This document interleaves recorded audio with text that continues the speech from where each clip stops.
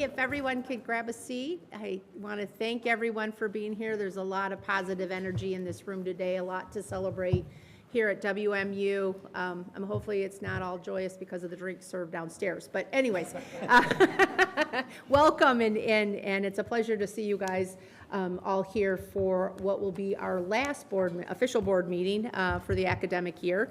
We certainly appreciate all of those that are attending. We've got a lot of important matters to deal with. So with that, Dr. Schumann, is there a quorum for today's meeting? There is a quorum, yes. And is live streaming operational? Yes, got the thumbs up, it is. Okay, I'd like to thank Dr. Schumann and his team, but also appreciate the Office of Technology for always keeping us connected virtually. So Jacob and his team do a great job. At this time, I'd like to call on the board for a motion to accept today's agenda. So moved. Support. Okay, all those in favor say aye. Aye. Opposed, nay? Okay. Any comments from the trustees concerning the two sets of meeting minutes from April 17th and April 23rd? I'd like to call on the board for a motion. Second. Okay, all those in favor say aye. Aye. Okay, opposed, nay? All right, thank you very much. We've got a lot of important action items on today's agenda, but first I just want to take a moment on behalf of the board to congratulate nearly 1,000 summer 2025 graduates. In two days, they're going to walk across that stage, and certainly like to thank Trustees Hoadley, Liggins, and Wood for joining me on Saturday to wish them well. It's really an important conclusion, I'll say, to much of their education, and we really appreciate all the attendance of parents and partners and family to see those kids walk across that stage. It's just one of the best occasions there is. Saturday's commencement will also be of special significance because it will mark President Montgomery's 24th and final graduation exercise here as Western's 9th president. And it's a phenomenon to watch him speak, maybe sometimes two, but sometimes four times in a day. So it's amazing. Also like to congratulate the faculty members who were recognized during the reception for the academic tenure and promotion reception this morning, but we're also going to recognize you again this afternoon. So certainly appreciate it. Faculty, are the foundation of WMU. Our community, and we take great pride in your professional growth and development and all of your accomplishments, and we certainly want to appreciate the gratitude for your contributions to the Bronco community. Also like to congratulate the WMU employees who received their degrees during spring 2025. There were 33 of them, and so we will formally recognize them as well. So if you wouldn't mind, just please give me a round of applause for everybody that's in attendance for those accolades.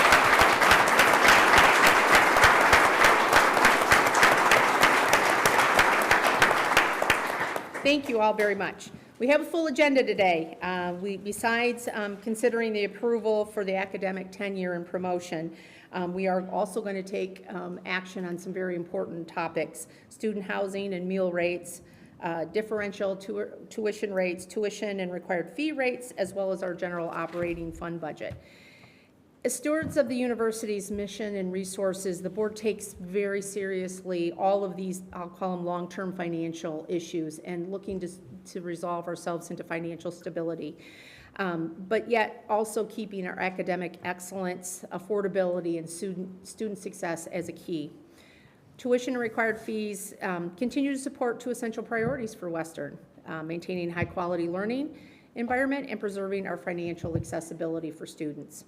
I'd like to, do a shout out to Vice President Jan Vanderclay and Vice President Diane Anderson, as well as Provost Chris Cheatham for putting together I'll say a difficult budget in trying times that the board has seen, and they're probably not over yet, but they have done a phenomenal job in keeping us at a relatively great level. So with that, I would like to turn this over to Dr. Schumann, who will introduce the consideration to award President Emeritus status for Dr. Montgomery.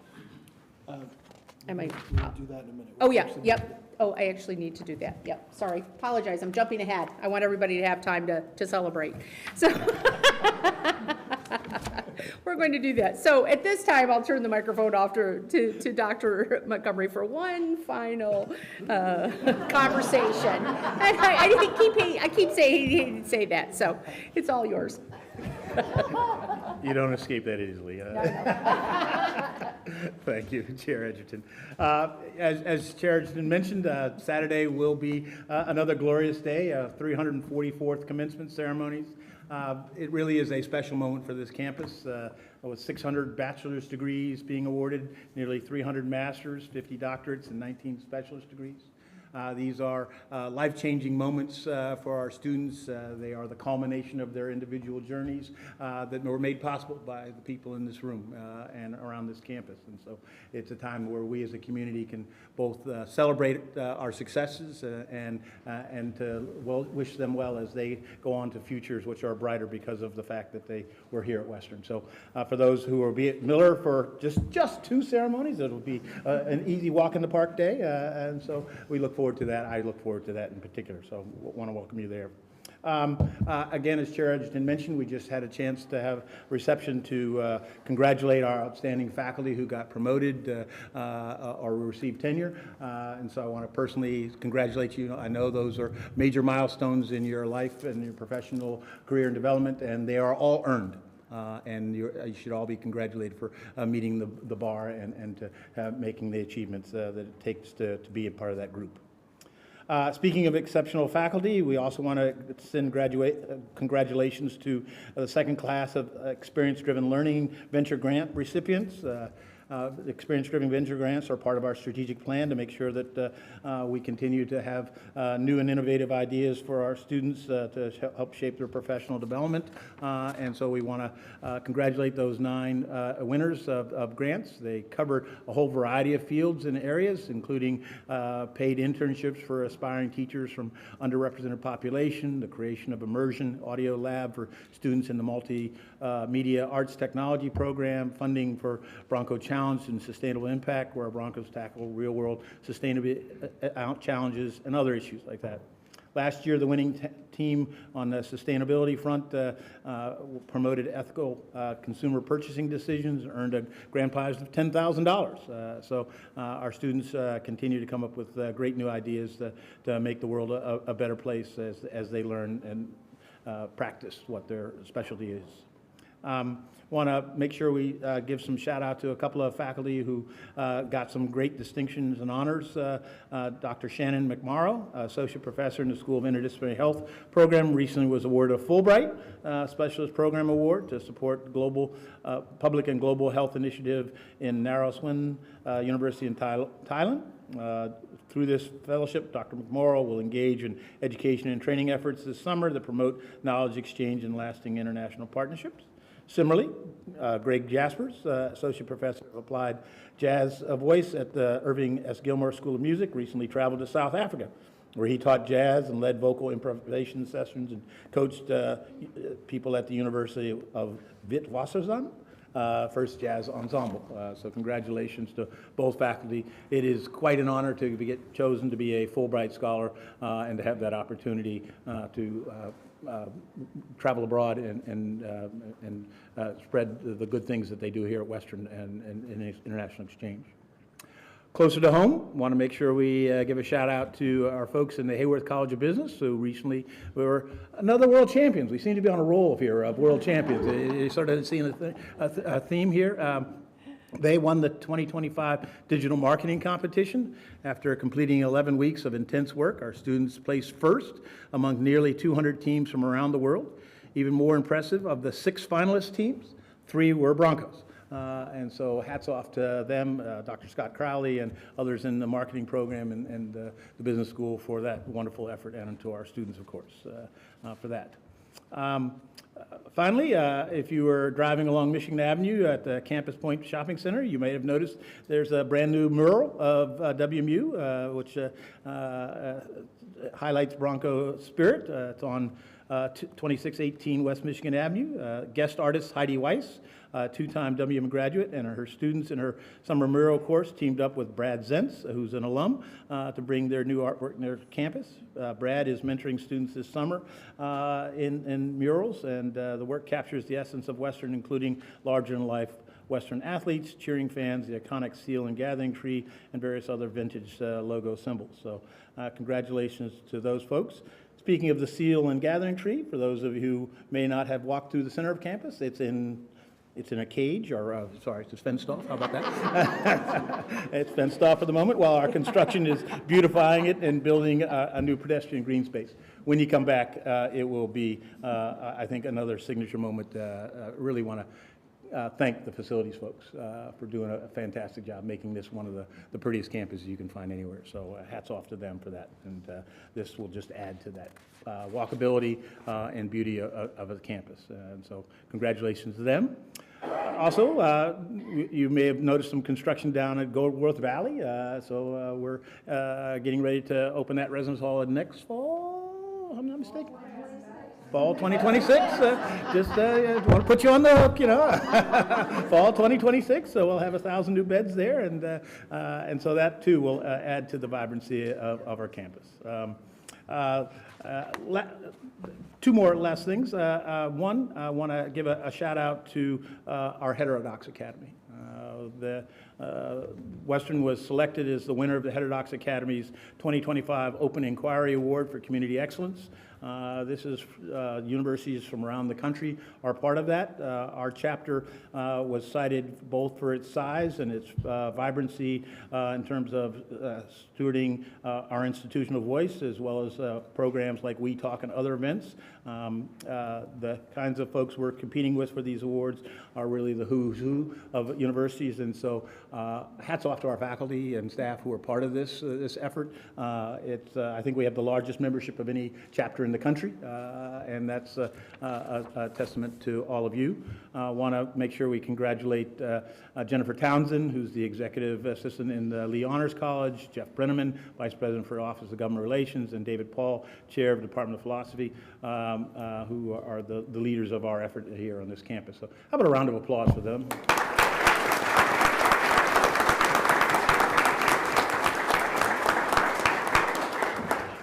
And then just want to give another shout out and acknowledgement. We had the Higher Learning Commission come and do a review as part of our 10-year accreditation process. They were doing an assurance review. It's something they do, well, the whole review they do every 10 years, but then they come back and check whether we're actually doing what we said we were going to do and how well we're making progress. And the team put together just a fantastic report, and we passed with flying colors. We didn't have to give any more data. They're not coming back again. And so Andrea Reyes and Chris Cheatham and all of their team really deserve our thanks and congratulations for shepherding the university. And with that, I'll turn it back over to you, Chair Edgerton. Thank you, Dr. President Montgomery. I'll now welcome to the podium our shared governance partners, starting with Faculty Senate, Dr. Amy Nago.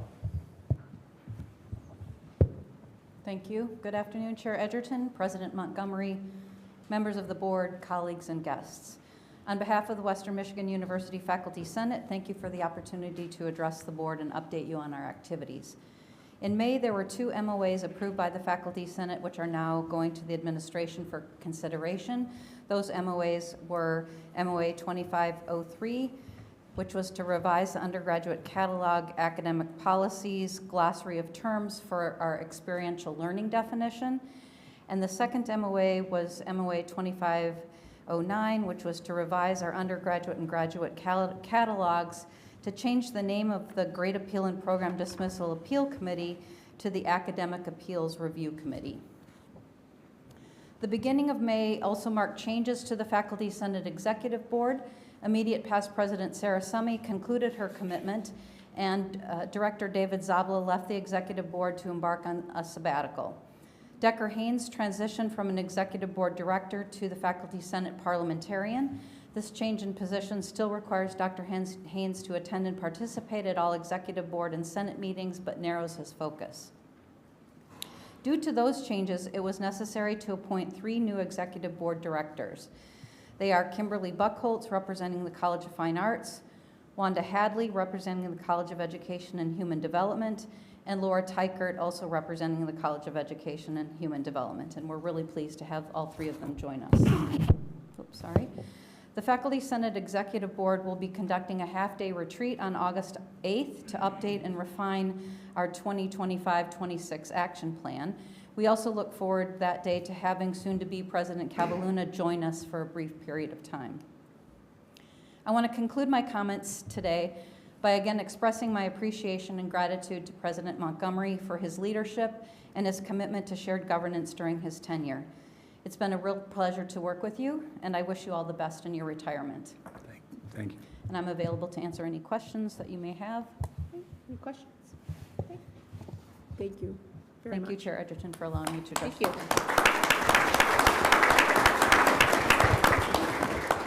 Now I'd like to ask to the podium Bailey McPhillips, Chief Finance Officer for WSA.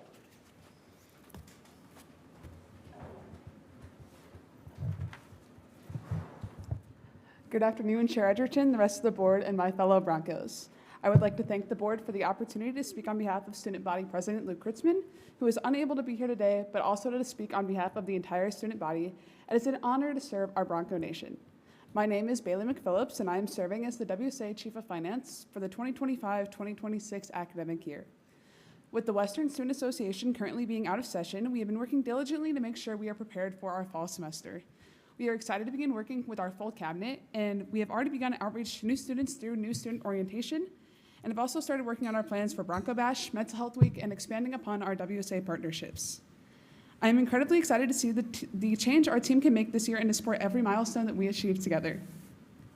That excitement stems from something deeper, a purpose that drives both WSA and myself forward, as I could not be here without the student body.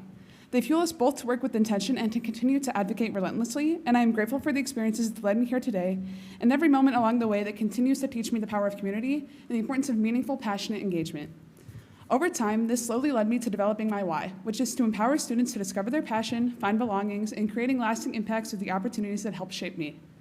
I serve because I know what it feels like to be seen, supported, and pushed towards growth, and now I want to ensure that every Bronco has access to that same experience. With over 300 unique RSOs, I hope that each student can find their version of this. For me, it is important to remember the resources that they share. One of the main resources that RSOs seek is the allocation of funding from the student assessment fee. This brings me to why I'm here today. I asked the board to think about each of these students and helping them to develop their own whys with the student assessment fee increase. Your votes will be felt across campus by all our Broncos, and you can continue to help grow their engagement with campus. Thank you. As always, onward for the brown and gold, and I'm open to any questions. Thank you, Bailey. Any questions? Thank you.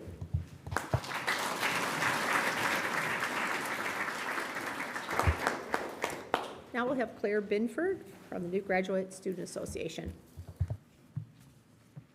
Good afternoon, Chair Edgerton, members of the board, President Montgomery, and all in attendance. For those who I haven't yet had the opportunity to meet, my name is Claire Binford. I am going into my second year of the Educational Leadership Master's Program with a concentration in higher education and student affairs. This year, I have the honor of serving as president of the Graduate Student Association. I'm grateful for the opportunity to share with you the work my executive board, graduate assistants, and I are doing in preparation for the upcoming academic year.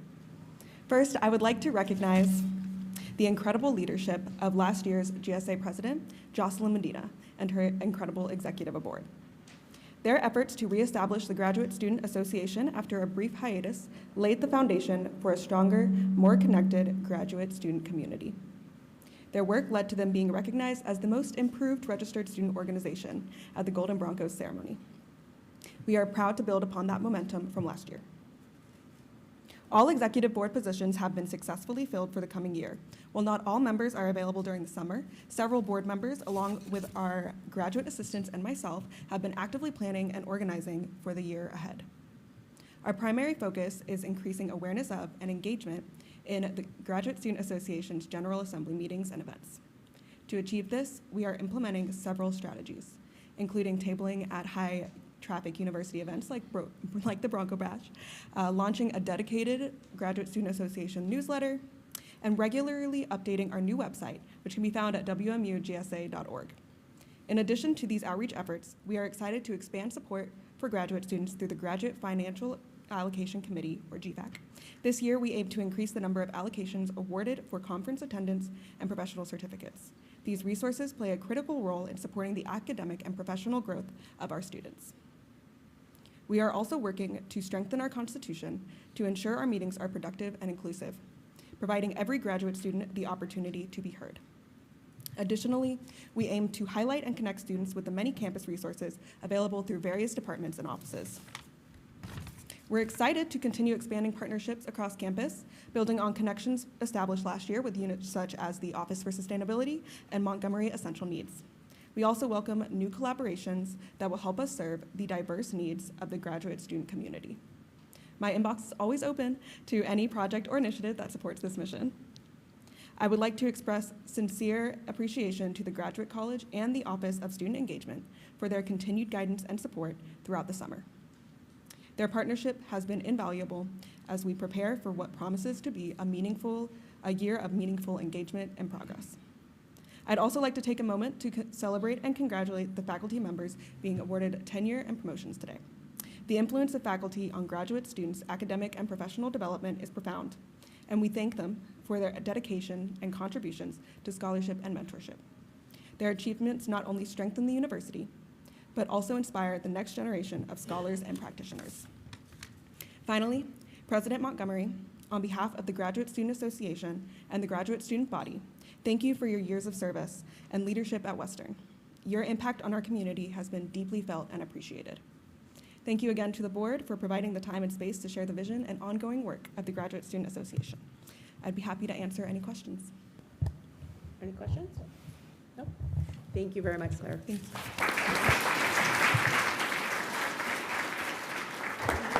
Thank you to all our shared governance partners. They play a vital role to the campus community and to the board in providing us a lot of information that we may not necessarily see all the time. So I truly appreciate those conversations with them when we have one-on-ones. So anyways, we'll move on with the agenda. I will give the microphone back to President Montgomery to acknowledge our 2025 WMU graduates. Thank you, Chair Edgerton. Again, welcome to Claire Binsford and Bailey for representing WSA and GSA, and welcome to being part of the shared governance family. As Chair Edgerton mentioned, it's really essential for the campus to reach its potential, is to have that shared governance along with the faculty senate, and you play a very important role. So thank you for being willing to serve on behalf of the we had mentioned the graduation, and obviously it's a special moment for all of our graduates. It's a special moment for this campus.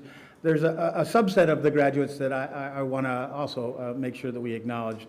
And these are people who not only went through all of the rigors of pursuing their education, earning their degree, earning their certificates, but also did it while working full-time for us. And so they wore two hats, and they were able to manage late night classes, all the exams, all the crush of activity, while still doing above and beyond service to the campus. And so there's 33 of those people who are Western employees who also received degrees. And so I want to go through and call out their names so that we have a chance to acknowledge them. If there anybody who's here from that group who's in the audience, please stand when we call your name. And but I want to just give a personal thanks to you, because you really represent and embody what this campus is all about. So, Hollywood Watkins.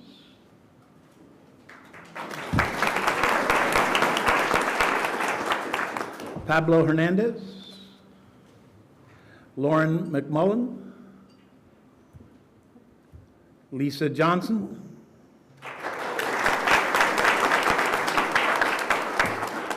Sabrina Hoyne. Joshua Chrisman, Benjamin Holland, Susan Huff, Randall James,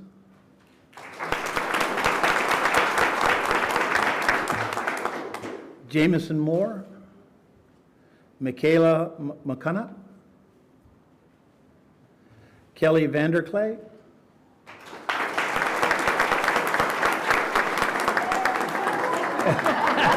that name sounds familiar. Anyway, congratulations, Kelly. Julia Haynes.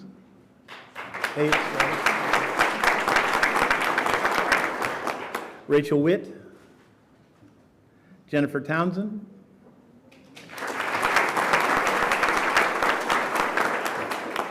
Dwayne Dabney,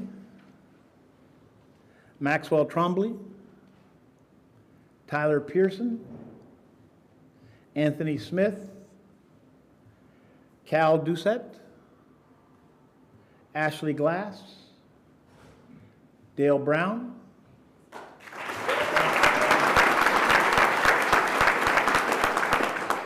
Alicia Cornamo,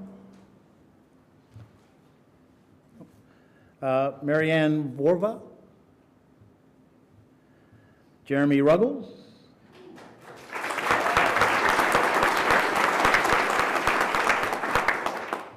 Blake Bozma,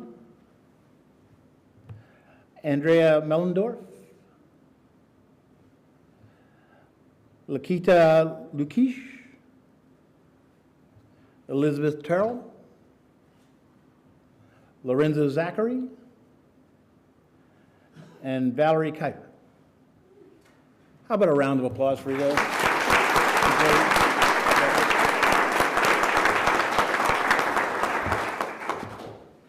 Thank you.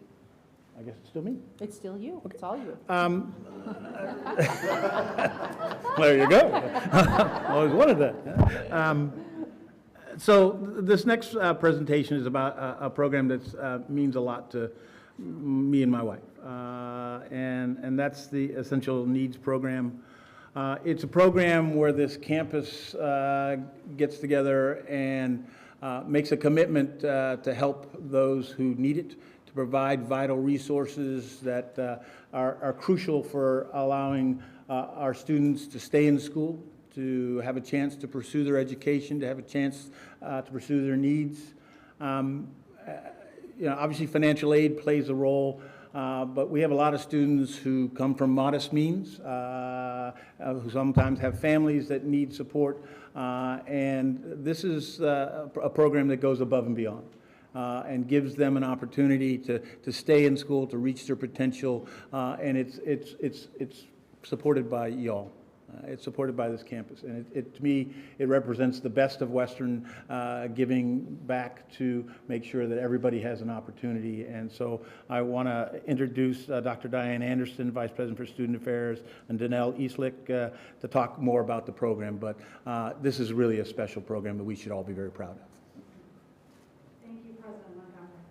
When I learned that the Essential Needs Program was going to be named Montgomery Essential Needs, I really smiled because the name is so fitting. Both President and Carrie Montgomery have been focused on student success since the minute they arrived on campus. I can think of no better way of honoring their legacy than naming the area that focuses on meeting students' needs so they can complete their education and thrive while at WMU and in their lives beyond graduation after them. So can we please give a round of applause for President and Carrie Montgomery?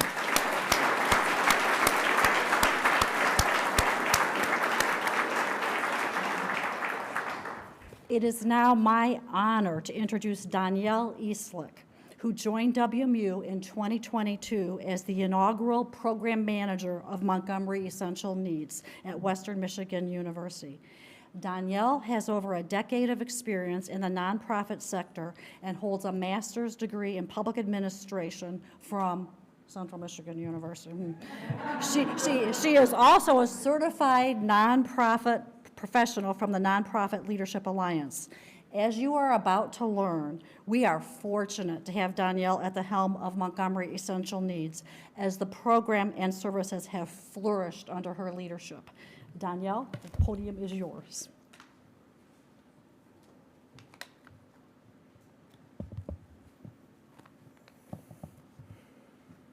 Good afternoon, trustees, President Montgomery, and everyone else in the audience that's watching from home as well. This program, there we go. This program began in 2014 as the Invisible Need Project. It started as a response to a student who visited the Office of Housing and Resident Life to ask where he could get food over winter break. 3 amazing staff members, Karen Lamans, Sherry Glasser, and Julia Primavera Kuntz, formed a committee, asked students what they needed, and started fundraising, and the rest is history. In the fall, they opened a small food pantry in Fonts, which was ran by staff who volunteered their time. In those first 3 years, we served a total of 369 students through the pantry and offered a small number of Student Emergency Relief Fund, or we call SERF, awards. But the need was clear, and so was the potential to do more.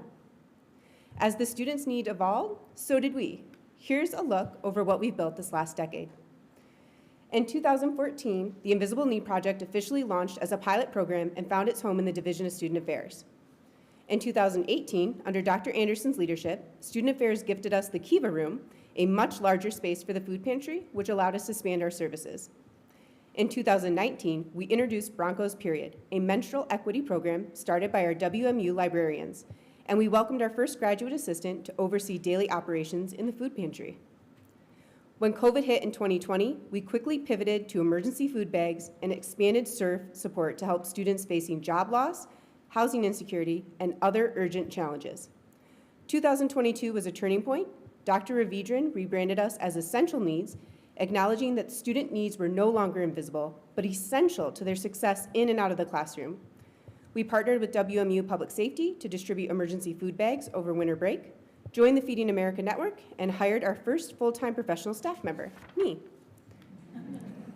In 2023, Broncos Period expanded from just 2 locations to 10 across campus, making menstrual products more accessible than ever before. We also restructured and relaunched Books for Broncos to better meet the growing student demand. We were honored to receive a generous grant from the American Heart Association, which allowed us to focus more intentionally on nutrition. The grant also led us to a new partnership with Dining Services to host cooking demonstrations. Led by our own head chef, Chef Andrew, he showed students how to prepare healthy meals from shelf-stable foods found in our pantry. Each participant received a basic cooking kit with essential kitchen tools, empowering them to take what they learned back to their own kitchens. And this past year, in 2024, we shifted the food pantry's focus from food security to nutrition security, recognizing that giving students food was no longer enough. The food must be nutritious and culturally appropriate. We launched Bronco Boxes, a monthly drive-through fresh food distribution at Parkview campus, and introduced the Cap and Gown Exchange, a graduation regalia lending program ensuring all Broncos can fully participate in commencement. We hosted our first Parenting Student Resource Fair, ensuring student parents are connected to vital campus and community supports for their families. The Bronco Food Pantry hired its first student employees, which allowed us to expand hours and reach. The staffing boost also supported our Hunger Doesn't Take a Break campaign, ensuring students had continued access to food over Thanksgiving, winter, and spring breaks, when many traditional services are closed. 2025 has started strong. We've partnered with Care Collective to host monthly diaper distributions in the upcoming academic year. And in March, we were honored to be renamed in recognition of President Montgomery, whose leadership and support have been instrumental to our growth. He has been one of our longest and loudest champions, highlighting both the need for this program and normalizing its use with students. He also, little known fact, volunteered as a delivery driver for the food pantry on multiple occasions, bringing back food orders from the food bank in Battle Creek in his truck and helping us stock our shelves. Thank you for being our advocate, our cheerleader, and our occasional delivery man. In 10 years, we've grown from a small food pantry offering canned goods and emergency funds to a comprehensive, equity-driven resource hub. This growth hasn't been operational, it's been cultural. We've shifted the conversation from stigma to support. We've made asking for help a strength, not a secret, and we've embedded Montgomery Essential Needs into the broader student success strategy at Western. And let me show you what that growth looks like. In our pilot phase, we served 369 students through the food pantry in the first 3 years. Today, we serve that many, usually more, every single month. Last year, we served 1,302 students at the pantry, and maybe most striking of all, since 2018, food pantry usage has increased by 1,206%. In our first year, we awarded 4 SERF grants. This year, we've awarded 67, helping students stay enrolled through financial emergencies. Books from Bronco shifted from the fundraising phase to a program that supported 8 students this year with funding for textbooks. Broncos Period grew from 2 locations to 11 across campus, distributing over 40,000 period products this year alone.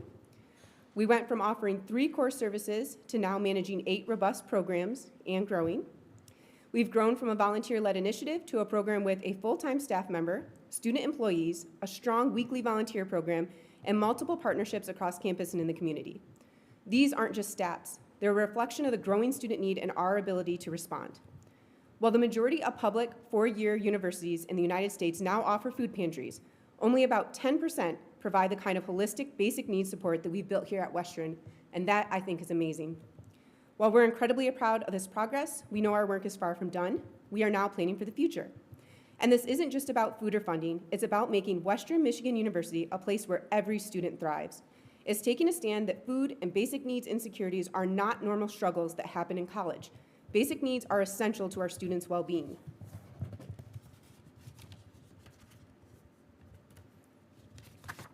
We anticipate this may be more challenging in our current climate due to the reduction in federal support for hunger relief programs. Many local food banks, including those we rely on, are facing significant shortfalls. Because these organizations receive the majority of their resources from government sources, we are anticipating a sharp decrease in the food we'll be able to source through our traditional partners. Over the next few years, we will be calling on the generosity of our Bronco community to help sustain these vital programs for our students. And who are the students that use our services? There's a lot of preconceived notions over who struggles with basic needs and food security, but the truth is it can be anyone. Over the past year, we served students from every academic college. Currently, 1 in 12 Western students use the food pantry, and of them, 47 are international, 21% are first gen, 31% are Pell eligible, and 5% are parents, which means they're using the pantry to feed their whole family. According to the spring 2024 Broncos Period Needs Assessment, the students who responded to the survey, 7% stated they missed school or work due to not having period products, and 25% struggled to afford these products each and every month. Basic needs insecurities don't discriminate. They impact students across identities, majors, and class years. While these numbers speak volumes, the heart of this work is the students we serve. Let me share just a few examples that remind us why this program matters. Thank you so much for your help during this process. It means the world to me, and I'm so grateful for your patience and guidance. This will really help me complete my degree at Western, a SURF recipient who received funding for a laptop repair. My mom was able to watch me walk across the stage at graduation thanks to you. Thank you for everything. A cap and gown exchange recipient who was the first in her family to graduate. And my favorite, this place makes me feel like I don't have to be ashamed to get help. And that's from one of the Bronco food pantry users. These are just a handful of voices among the thousands, and every one of them shows that when we meet a student's basic needs, we give them the chance to stay, succeed, and soar. As I close, I want to share my gratitude to our students for your voices, for being our largest volunteer group, for even running donation drives on our behalf and being the heart of our mission. For our staff, faculty, and donors, many of whom are our staff, thank you for all of your support, whether it's volunteering your time, organizing food drives, or advocating that your building should provide menstrual products. Our community partners like Kalamazoo County Health Department, South Michigan Food Bank, and Kalamazoo Loaves and Fishes, and the many campus partners we have from AFSCME to Advancement to our men's basketball team. And finally, President Montgomery for always believing in this work. President Montgomery has reminded us of our North Star so all may learn, and that's what Montgomery Essential Needs is here to support. Because when a student not only knows where their next meal is coming from, but has a full cupboard, when they can afford their books, menstrual products, and to repair their cars, when they feel seen and supported, they don't just stay enrolled. They graduate, they lead, and they give back. If you would like to get engaged, volunteer, or donate, please reach out to me or stay connected through our socials. Thank you again for your time and for supporting this work over the past 10 years. I'm excited for what the next 10 will bring, and I'm happy to answer any questions.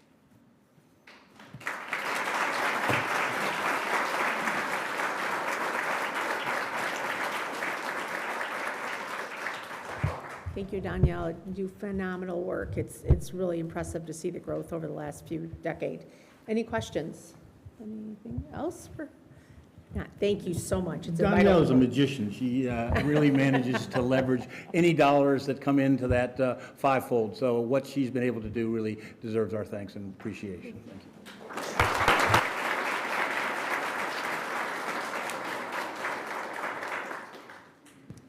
Okay, moving on. Dr. Schumann, any public comment requests regarding agenda? Do not for action items. We do have one individual that'd like to speak at the end of the meeting. Thanks. Okay, thank you very much. We'll move on to action items. Academic tenure and promotion. Interim Provost? Yes, thank you. Good afternoon, everyone. This is always one of the most rewarding parts of my job and of this meeting. Today we have the honor of recognizing a group of faculty members whose hard work, dedication, and impact, both in and outside of the classroom, have earned them tenure and/or promotion.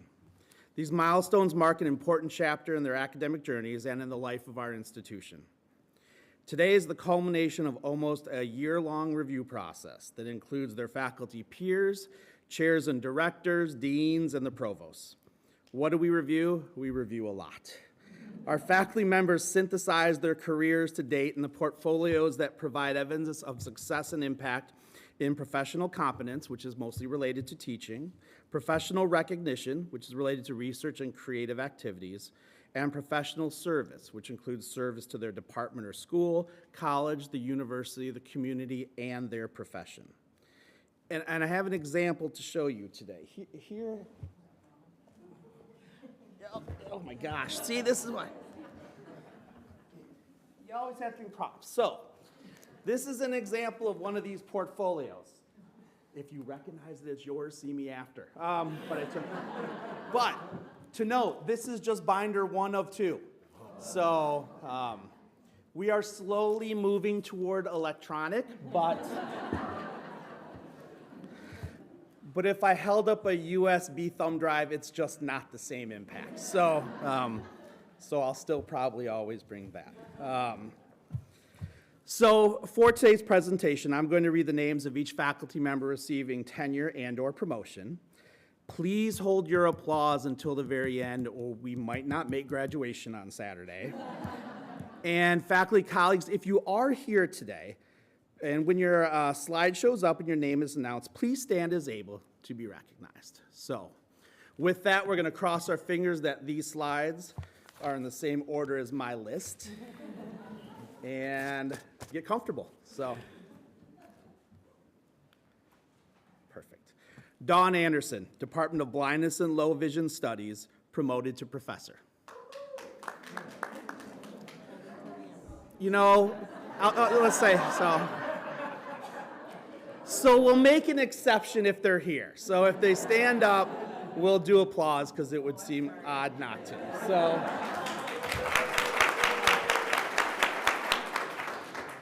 But if they're not, no applause. Nicole Andrews, Department of Statistics, granted tenure. Mert Adahan, Department of Chemical and Paper Engineering, promoted to professor.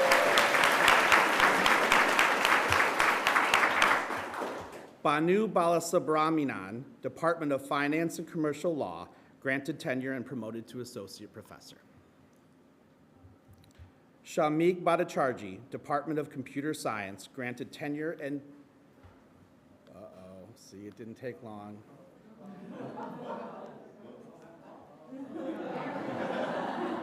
We're going to do that again. Shamik Bhattacharjee, Department of Computer Science, granted tenure and promoted to associate professor. Shane Brady, School of Social Work, granted tenure. Kimberly Buckholz, Richmond Institute for Design and Innovation, promoted to faculty specialist 2.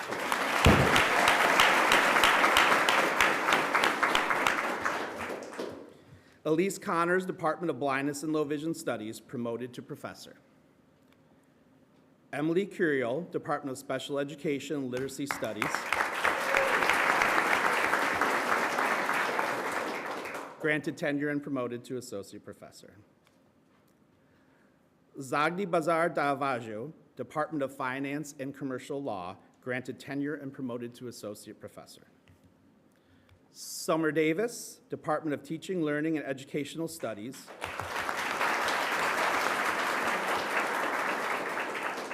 granted tenure and promoted to associate professor. Anthony DeFulio, Department of Psychology, promoted to professor. Jason DeGeorge, Department of Aviation Sciences, granted tenure. Tricia Foster, Department of Occupational Therapy, granted tenure. Angela Groves, WMU Bronson School of Nursing, granted tenure and promoted to associate professor.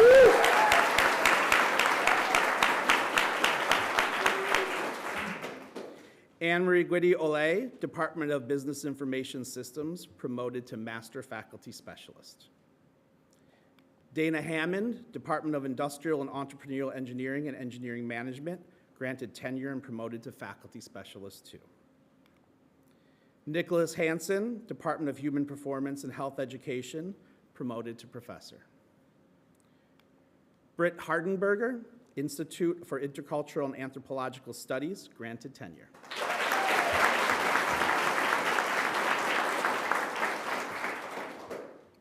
Daniela Hernandez, Department of Mathematics, granted tenure and promoted to Faculty Specialist 2. Guan Yu Hong, Department of Computer Science, granted tenure. Yu Feng Hu, Department of Civil and Construction Engineering, granted tenure.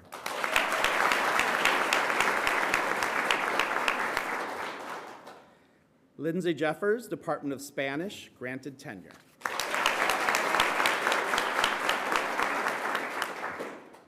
Kyle Jensen, Department of Aviation Sciences, granted tenure and promoted to Master Faculty Specialist. Stephen Kaczmarek, Department of Geological Environmental Sciences, promoted to Professor. Hyun Bin Kong, Department of Statistics, granted tenure and promoted to Associate Professor.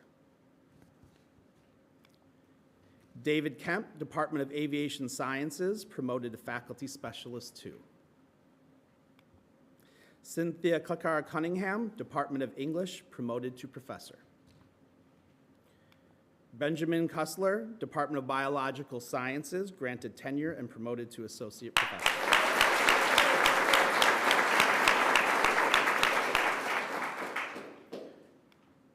Marilyn Kritzman, School of Communication, promoted to Master Faculty Specialist. Dewandra Lapkin, School of Theater and Dance, promoted to Professor.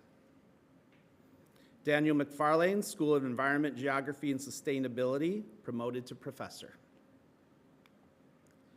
Caitlin Marshall, Department of Business Information Systems, promoted to Faculty Specialist 2. Matilda McLean, Department of Aviation Sciences, granted tenure. Jamie Neary, WMU Bronson School of Nursing, granted tenure and promoted to Master Faculty Specialist.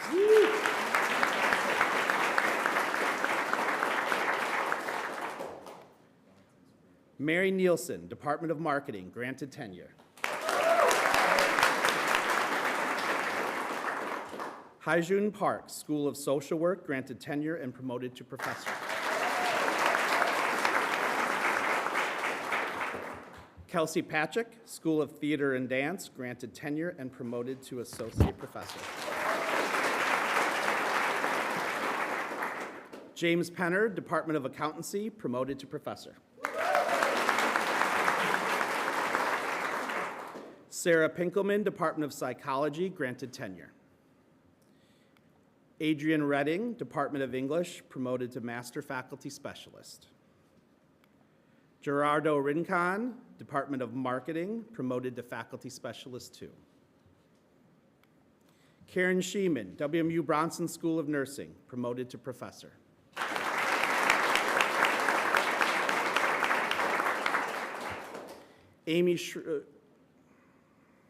Nope, I made a mistake. Dee Sherwood, School of Social Work, promoted to Professor. Amy Schreiner, Department of Blindness and Low Vision Studies, granted tenure and promoted to Faculty Specialist 2. Mary Simpson, Department of Family and Consumer Sciences, granted tenure and promoted to Associate Professor. Chitra Singh, Department of Family and Consumer Sciences, granted tenure and promoted to Associate Professor. Scott Selinsky, Department of English, promoted to Professor. Jesse Smith, Department of Sociology, promoted to Professor. Brenda Sroff, WMU Bronson School of Nursing, granted tenure.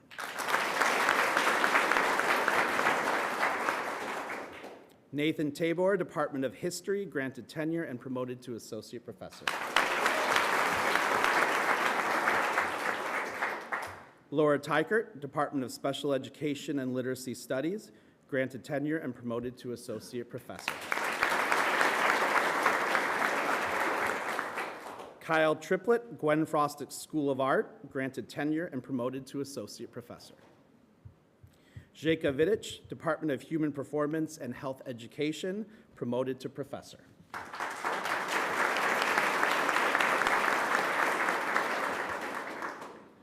Chen Wang, Department of Management, granted tenure and promoted to associate professor.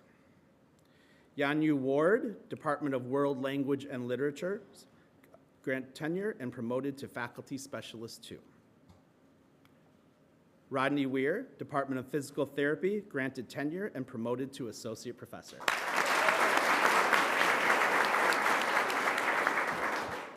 Robert White, Irving S. Gilmore School of Music, promoted to professor.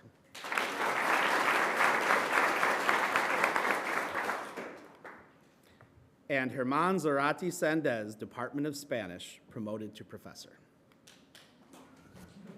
But yes, we are all celebrating.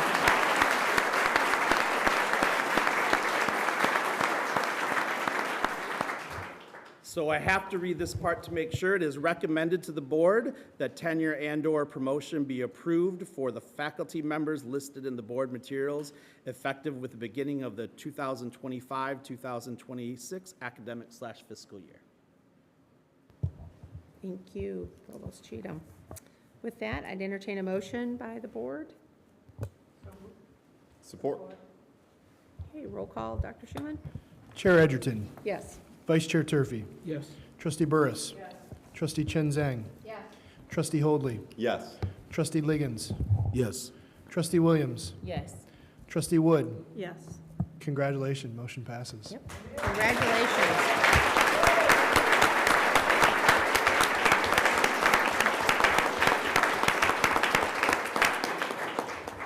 Okay, at this time, I'll ask Dr. Diane Anderson to discuss student rates, housing and meal rates. Good afternoon, Chair Edgerton, members of the board, President Montgomery, and colleagues. Today I come before you to make a formal request for housing, meal, and apartment rate increases. Before doing so, I would like to share some important information with you regarding our housing and dining operations. For the 24-25 academic year, we operated 11 residence halls, 2 dining facilities, 8 cafes, 4 retail locations, and 4 apartment-style campuses. During the fall 2024 semester, 3,967 residents lived on campus. 83.08% of degree-seeking first-time freshmen chose to live in the residence halls. Apartment complexes, listen to this, operated at 97.37% occupancy, which is unheard of, but our apartments are plumb full. They are full. Numbers, though, are only part of the story. The more important piece of the story is the student experience living on campus. We dedicate significant time and energy in training our student and professional staff so they are equipped to help students navigate campus, build friendships and community, and develop a sense of belonging so they are able to get the most out of their collegiate experience. We offer an array of living learning communities so students can learn and grow alongside others with similar passions and interests. We offer programming so students get outside of their rooms and, for some, their comfort zones to meet students who come from different backgrounds and from around the world. We work closely with our academic colleagues and staff from all over campus to assure students have the resources they need to be successful and thrive as Broncos. We cannot think about the student experience without also thinking about food. Our dining services team is also focused on the student experience.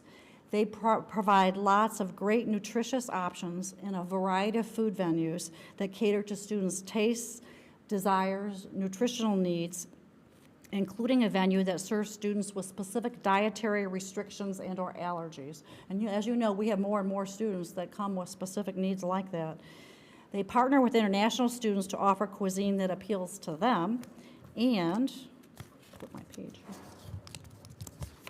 exposes our domestic students to foods they may have never had the opportunity to try.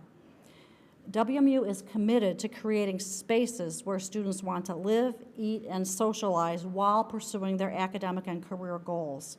Ongoing innovations and improvements to residential and dining facilities provide an essential foundation for student success, engagement, and support. Students living on campus benefit from easy access to classes, events, and services. All on-campus housing options include laundry, water, sewer services, trash removal, and enhanced security services. And that's a big deal because safety is becoming a bigger and bigger issue for students and their families, so that's important. This year's request for housing and meal rate increases maintains our competitive advantage compared with other Michigan public universities. It keeps us at 9th in the state, just so you know, with one being the most expensive, we'll continue to be 9th in the state. Additionally, the request for apartment rates keeps our rates comparable to offerings in the surrounding community. The recommendation not only continues to support and assist WMU in recruitment, retention, and student success, but it also supports responsible fiscal management. As I said, 4.0% is what we're recommending for housing and meals. That keeps us 9th in the state when we compare ourselves with the other public institutions. The annual cost for housing and meals in a traditional residence hall with a 14 meal plan option will be $12,148, which equates to a $59 per month increase, or for those of you who are interested, $2.11 per day. That's the increase, or $467 for the academic year. Housing costs vary according to room amenities and the meal plan students choose. I'm also recommending a 3.5% increase for our apartments based on our assessment of comparable units in the adjacent areas. For the Western View apartments, 3.5% increase equates to $33 increase per month for a one-bedroom, $24 increase per month for a two-bedroom. For Stadium Drive, this increase equates to $16 per month. That's really probably our biggest deal right there. For Acadia Flats, a 3.5% increase equates to $44 per month for the loft apartment, $35 per month for a studio apartment, $29 per month for a two-bedroom flat, $27 per month for a two-bedroom studio, and $21 per month for a two-bedroom, four-person unit. For Spindler, a 3.5% increase equates to $14 per month.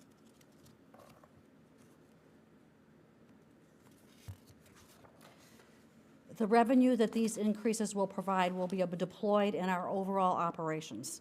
As we maintain our overall operations, it is critical that we have adequate dollars to address staffing needs and the cost of food, along with dollars to reinvest in maintaining and refurbishing our facilities. In closing, the recommendation I bring today is for a 4.0% increase in student housing and meal rates for the 25-26 academic year, effective fall semester 2025. And the apartment rate increase recommendation I bring is 3.5% for all of our apartment units, effective fall 2025. With those recommendations, I'm happy to answer any questions you might have. Before we vote, any questions, comments, anything? No? Thank you. Thank you. I will entertain a motion. I move to accept the recommendation. Support. Okay, roll call. Dr. Schindler? Chair Edgerton. Yes. Vice Chair Turfy. Yes. Trustee Burris. Yes. Trustee Chen Zhang. Yes. Trustee Hoadley. Yes. Trustee Liggins. Yes. Trustee Williams. Yes. Trustee Wood. Yes. Chair Edgerton, motion passes. Okay, thank you very much. Now moving on, Provost Cheatham on the differential Thank you. tuition rate changes. Differential tuition is an additional tuition assessment to students enrolled in programs in the Hayworth College of Business, the College of Engineering and Applied Sciences, and the College of Fine Arts. The use of DT, as we call it, is associated with programs that have a higher program cost, market differences in tuition rates, and unique educational needs. Differential tuition for our Hayworth College of Business and the College of Fine Arts was approved by the Board of Trustees in February 2011, and for the College of Engineering and Applied Sciences in September 2012. Effective with the board-approved undergraduate tuition simplification strategy beginning in fall 2022, Differential tuition rates will only be increased with a specific action brought forward by academic affairs based on strategic review of rates. Differential tuition rates have not increased since fall 2022, and a strategic review, supports the recommended increases. We are requesting increases to the DT rates that result in an overall tuition increase of 5.0% when already counting for the overall increase, recommended increase of 4.6 to the WMU tuition rates. Therefore, it is recommended, effective with the fall 2025 semester, that the Board of Trustees approve the DT differential tuition rates for the Hayworth College of Business, College of Fine Arts, and the College of Engineering Applied Sciences as attached in the board materials. Thank you, Provost. Any comments or questions? Yes. Thank you, Madam Chair. Just to clarify, the combination of this recommendation and the next recommendation will keep us in compliance with all state set tuition restraint items? Yes. Thank you. Just one follow-up question. Are there any other programs contemplating this that we should be aware of that are in the pipeline? At this moment, we are talking about requesting a differential tuition rate for some graduate programs, possibly in the Hayworth College of Business, but if we do it with graduate programs, it's always program specific. It's not an all or none for a college. And so if we do that, we would bring that back here and it would not go into effect if passed until the subsequent fall semester. Thank you very much. All right, with that, I'll entertain a motion. So moved. Support. Okay, roll call, Dr. Schimmer? Chair Edgerton. Yes. Vice Chair Turfy. Yes. Trustee Burris. Yes. Trustee Chen Zhang. Yes. Trustee Hoadley. Yes. Trustee Liggins. Yes. Trustee Williams. Yes. Trustee Wood. Yes. Chair Edgerton, motion passes. Thank you. Now I'll call on Vice President Vanderklay to discuss 2025 tuition and required fee rates. Thank you. So as we consider tuition required fees for 25-26, we always keep in mind our core value, access, and so all that may learn. And we really do want to focus on our students' academic success and providing a holistic experience-driven learning experience. So with that, it's really important that we diversify our revenue streams, but that we also give very careful and strategic thought to the increase for tuition required fees and how it positions us throughout the other public universities in Michigan. Tuition is our major revenue source. For the general fund, it comprises 68% of the budget, and for the university in its entirety is 54% of all revenues. Today, we're recommending a 4.6% increase in tuition and required fees for resident undergraduate students. What does this really mean? For a full-time Michigan resident freshman, they will pay $15,954 in tuition required fees for the 25-26 academic year. That's a $702 increase for the academic year.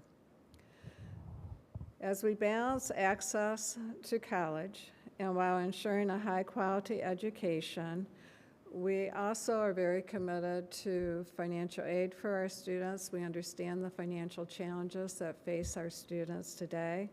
Therefore, our increase we're proposing in the next action for financial aid is a 6.2% increase, which outpaces the increase for the tuition required fees.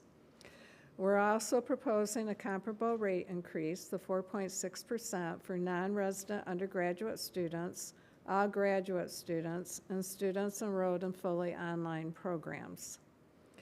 As part of the 4.6% adjustment to tuition required fees, we are also honoring the commitment to the Western Student Association and providing the second installment for the fee increase that we committed to in the prior year.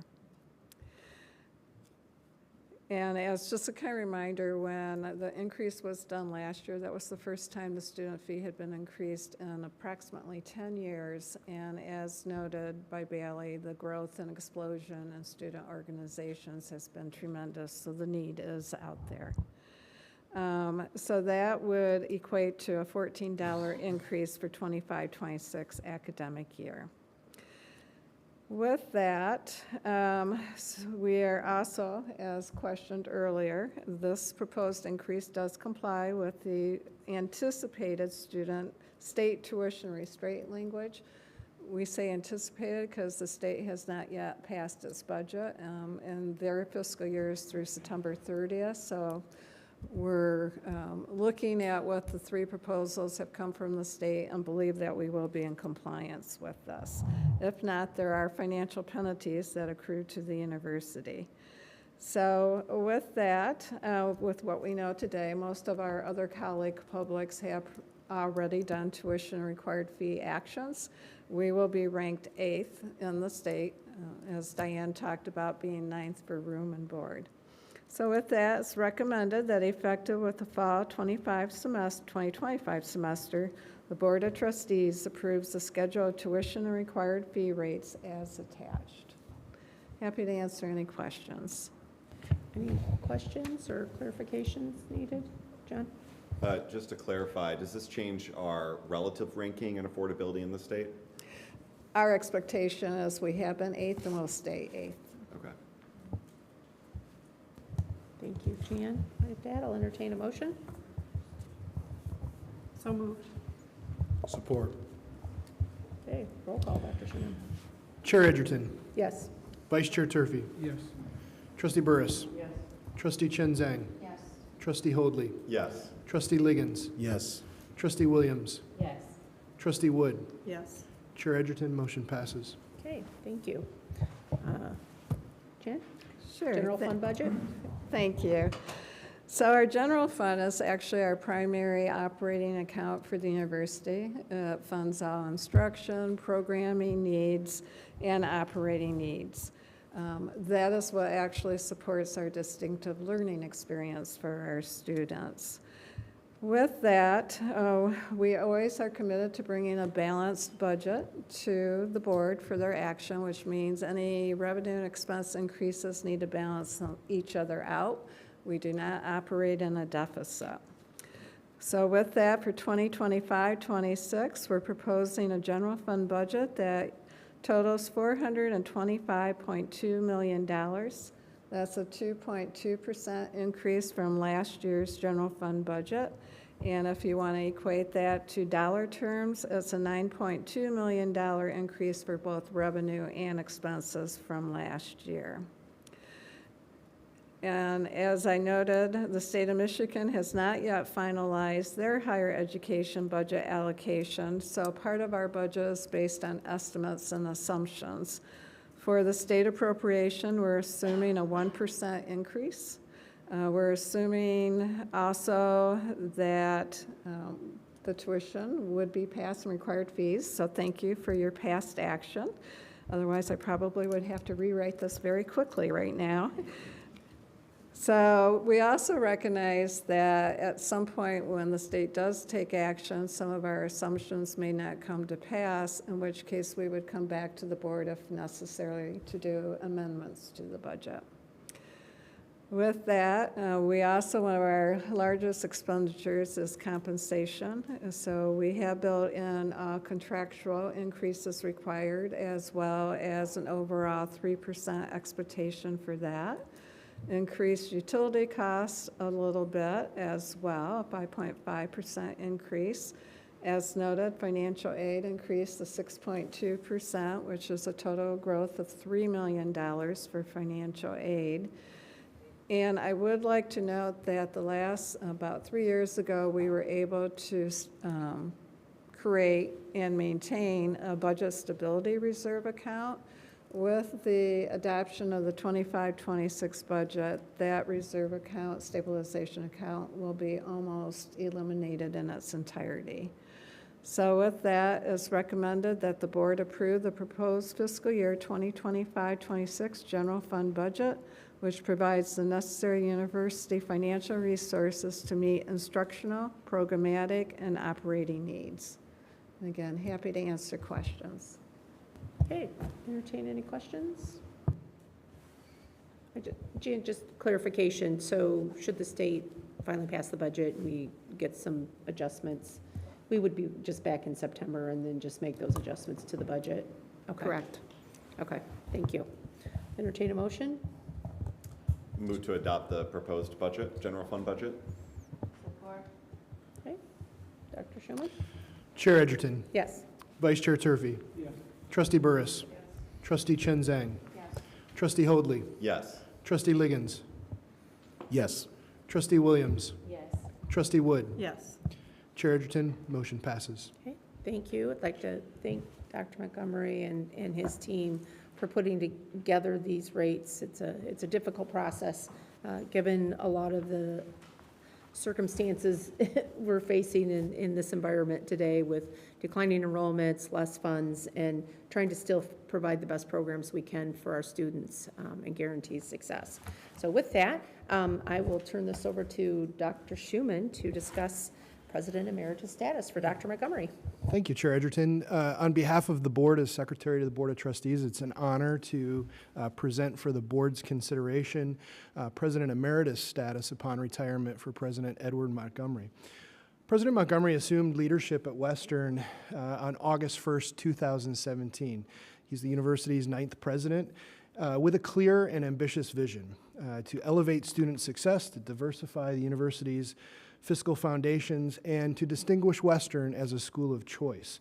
Over the ensuing 8 years, he's collaboratively stewarded these priorities with vision, integrity, and student-centered focus that has positively altered WMU's trajectory. Under President Montgomery's leadership, WMU's achieved historic academic outcomes. 6-year graduation and first-year retention rates reached record levels. Student enrollment experienced its first year-over-year increase. Equally transformative was the $550 million Empowering Futures gift, the largest single gift ever made for a U.S. public university, spurring such initiatives as the Navigator Network, Bronco Promise, Bronco Connect Living Learning Community, and the Student Success Hub. These programs have strengthened student enrollment, well-being, belonging, career readiness, while also sparking faculty innovation and experience-driven learning. President Montgomery advanced the significant physical redevelopment of the campus. Landmark projects include the WMU Student Center, Arcadia Flats Apartments, the Aviation Education Center, the extensively modernized Dunbar Hall, and then construction of Golden Oaks, which is the university's first new residence hall in a decade, is underway and expected to be ready in fall of 2026. Concurrently, during Dr. Montgomery's tenure, WMU's research enterprise has grown vastly. 24-25, for example, faculty staff secured $51.8 million in research grants through May of this year. Through his time at the helm, President Montgomery reaffirmed WMU's enduring credo. We've heard it today and have heard it throughout his 8 years, so that all may learn. He's championed an inclusive campus culture that welcomes individuals from every background and perspective.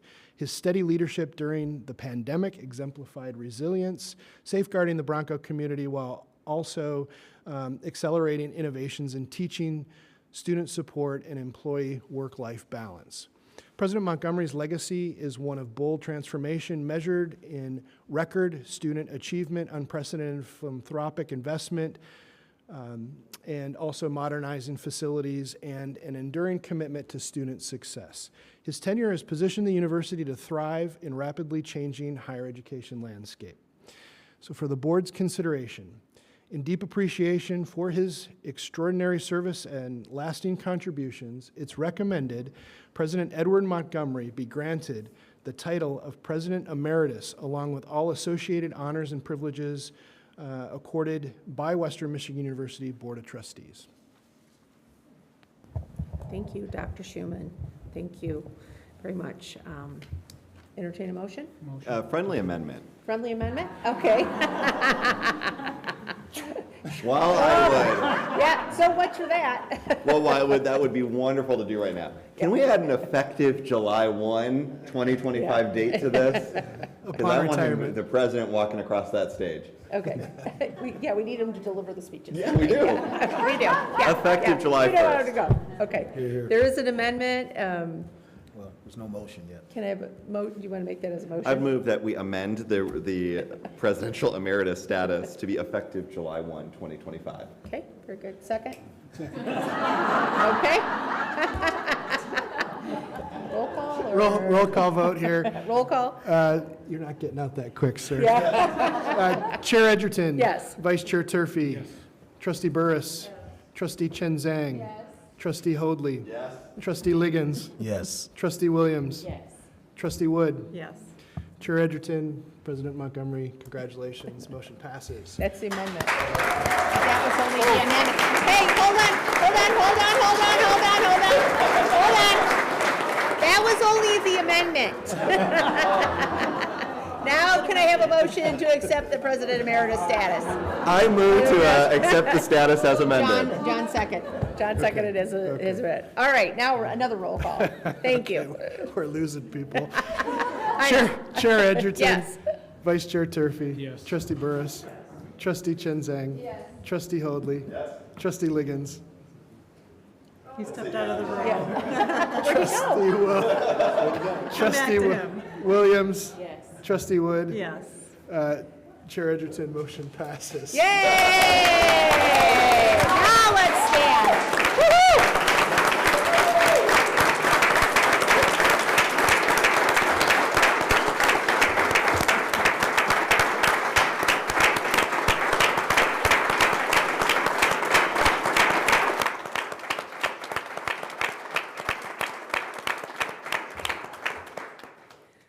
Sir, congratulations. We have a short video to recognize the board's appreciation for you.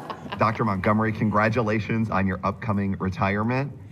I think my favorite memory of you is getting the unique perspective of sitting behind you during graduation. I love to watch you do the deep breath as you gear up to then list all of the countries of everybody who's graduating that day. It's such a fun experience where everybody gets to see themselves as part of this Bronco success. So I see you, I see Carrie. Thank you for all you've done. Hi, Dr. Montgomery. This is Trustee Lisa Williams. I wanted to just offer a few words of thanks and appreciation for your tremendous service as the president of Western Michigan University. One of my most fondest memories is being able to stand beside you during the commencement ceremony when my youngest son, Jordan, received his degree. Thank you for leading with purpose. Thank you for leading with integrity. Thank you for leading with grace. I wish you all the best in your next endeavor. Thank you. Ed, congratulations on your retirement. I wish you and Carrie the best as you relocate to the Carolinas. It was the highlight of my life, celebrating with you the great Bronco victory in St. Louis, where we became national champions. When you and I walked down the ice and we said, "Go Broncos." Ed, I can't thank you enough for a great experience. Congratulations on all that you did for Western Michigan University, and I wish you and Carrie a happy retirement. President Montgomery, thank you. Thank you for all you've done for WMU, giving us a great foundation upon which to build for student success and much growth.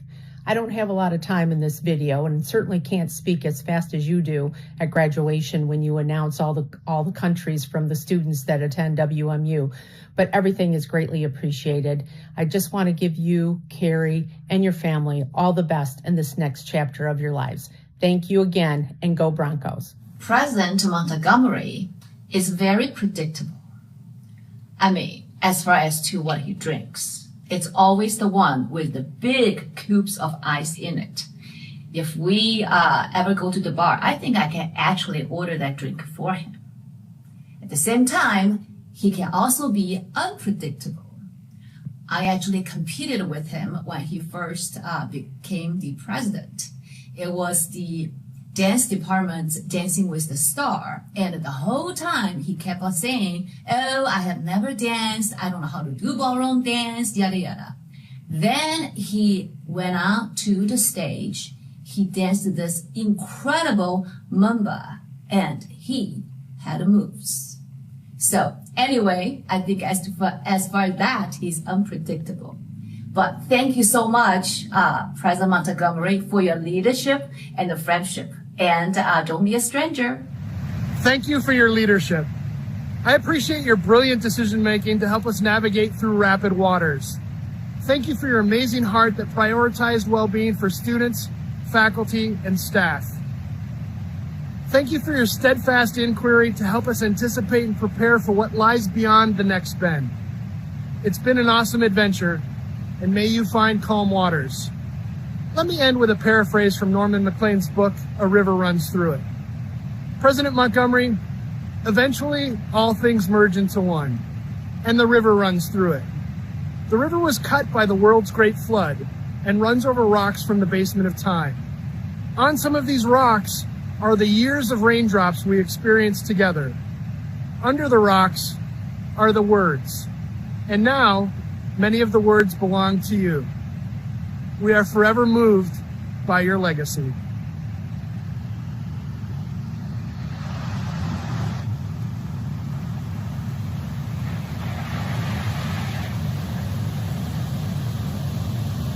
President Montgomery, I have been so impressed with how you have been the man of the hour from the moment that you've got here in Kalamazoo, Michigan at Western Michigan University until now. You've been exactly what the school has needed, what the community has needed, and you've grown us to where we are today, where we can do such a wonderful pass off to our incoming president, President Kabalula. Thank you for all of your efforts. Thank you for everything that you've done. Thank you for the commitment that you've given to Western Michigan University, to Kalamazoo, the community, to the state of Michigan, and to the country through your efforts. I truly am wishing you all the best in all of your future endeavors, and I certainly hope that your life can give back to you and what you have given to us. Thank you for your time. As we bid farewell to President Montgomery, I wanted to share a special memory. My first meaningful engagement with Dr. Montgomery was during COVID, when I worked alongside him during one of the most challenging times to lead a public institution. He handled policy decisions about vaccines and testing with great sensitivity and respect for our campus community. He didn't succumb to political pressures and provided solutions that ultimately resulted in a high vaccination rate and a safe living and learning environment on campus. It was during those times that I truly realized how much he cared about each one of us. His unwavering commitment and calmness have left a lasting impact on me and so many others. It's in these small personal moments that define remarkable leadership. Thank you, President Montgomery, for your remarkable leadership and for making a difference in me and the lives of so many students. President Montgomery, it's been a short but meaningful time working under your leadership. But I've quickly learned two things about you. One, your calendar is more packed than anyone I know. And two, your heart is clearly much bigger than your calendar. Your essential needs program isn't just a legacy, it's a lifeline. Supporting our students with the food, care, and dignity they need, that's a retirement-worthy accomplishment all on its own. I wish you well on this next chapter, whether it involves hammocks, hiking boots, or a well-deserved nap, and hopefully taking in more Bronco hockey games. Thank you for reminding us what leadership in higher ed really means, putting students first, always. Congratulations on a well-earned retirement, and thank you for leading with strategy and compassion for our students. And please don't be a stranger, unless you're enjoying being unreachable, of course, then by all means, carry on. Enjoy.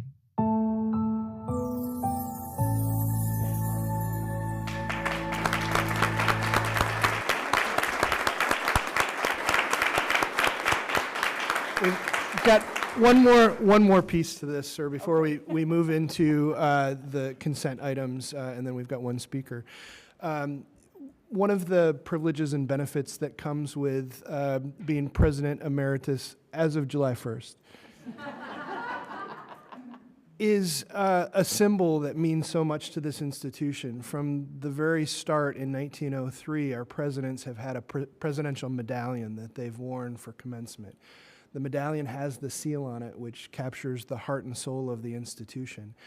And this board, as previous boards has, as they award emeritus status, has created a replica for you to take with you into retirement to remember your responsibility and also for us to remember the legacy that you have. So on behalf of the board, I'd like to present that with you today.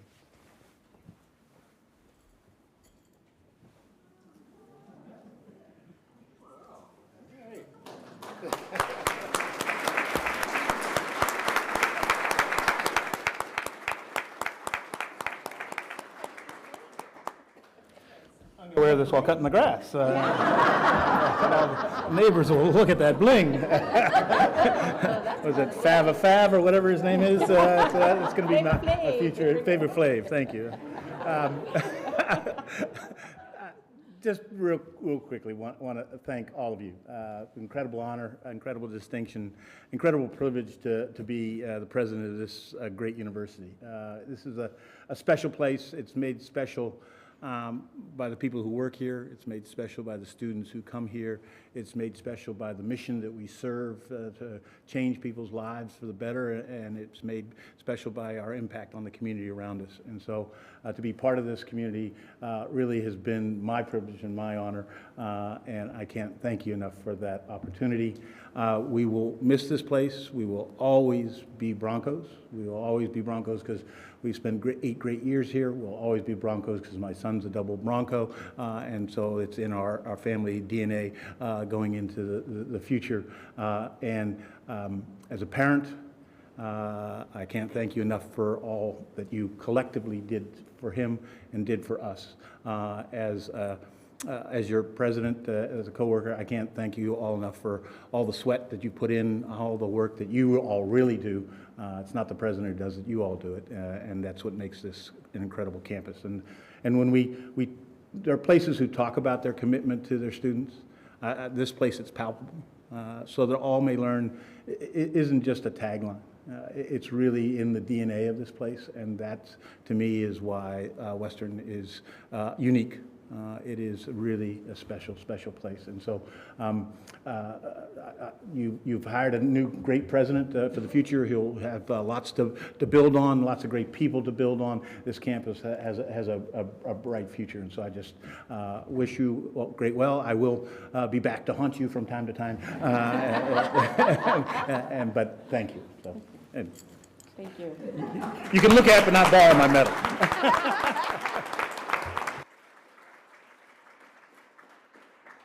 All right, Dr. Schuman, moving on. Consent agenda. Does anybody have anything they'd like to remove or questions regarding that? If not, I'll entertain a motion to accept the consent items. Move to adopt the consent agenda. Support. Okay. Roll call. Chair Edgerton. Yes. Vice Chair Turfy. Yes. Trustee Burris. Yes. Trustee Chen Zhang. Yes. Trustee Hoadley. Yes. Trustee Liggins. Yes. Trustee Williams. Yes. Trustee Wood. Yes. Chair Edgerton, consent items pass. Okay, thank you. Now we have one speaker. We do General public. like to invite Rodney Weir. Podium, please.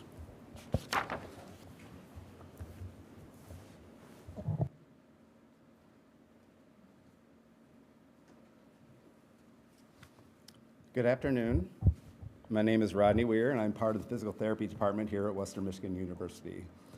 Since joining WMU in 2019, I've had the opportunity to grow both professionally and personally. I recently went through the tenure process, and I want to begin by expressing my deep gratitude to the university, my department, and my colleagues for the support I received along the way. I'm truly honored to receive tenure. Earning tenure is a personal milestone and a reflection of the values everyone at WMU holds as part of this academic institution. It affirms a commitment to scholarship, to teaching, to service, and to the mission of public education. Tenure is a critical process that strengthens our university by promoting academic freedom, continuity, and excellence. That said, we all know tenure can look very different across colleges, departments, and disciplines. It's important for each academic unit to have the flexibility to define its own expectations. But excuse me. But what must remain consistent across the university are the values that guide the process: transparency, fairness, and rigor. A strong tenure process should be clearly outlined. Evaluative criteria should be explicit, not implied. Reviews at each level must be independent, comprehensive, and grounded in a clear understanding of what excellence looks like in each discipline. There should be no surprises. More importantly, the tenure process must be one that helps faculty to grow. Feedback should be timely and constructive. If there are concerns about performance, they should be addressed early and with support. Tenure should never feel like a test of endurance or isolation. It must be a process that reflects our investment in people and our commitment to helping them to succeed. We want to ensure that our tenure processes are equitable, supportive, and consistently applied. And I believe it is our shared responsibility as faculty, administrators, and colleagues to keep working towards these ideals. No process is perfect, especially as an institution as large as ours, but when we commit ourselves to clear standards, open dialogue, and to a culture of mentorship and accountability, we not only improve the tenure process, but we strengthen the foundation of our beloved university. Once again, I want to thank everyone who played a role in my journey. I'm proud to be a part of WMU, and I look forward to continuing to contribute to the mission we all share. Thank you.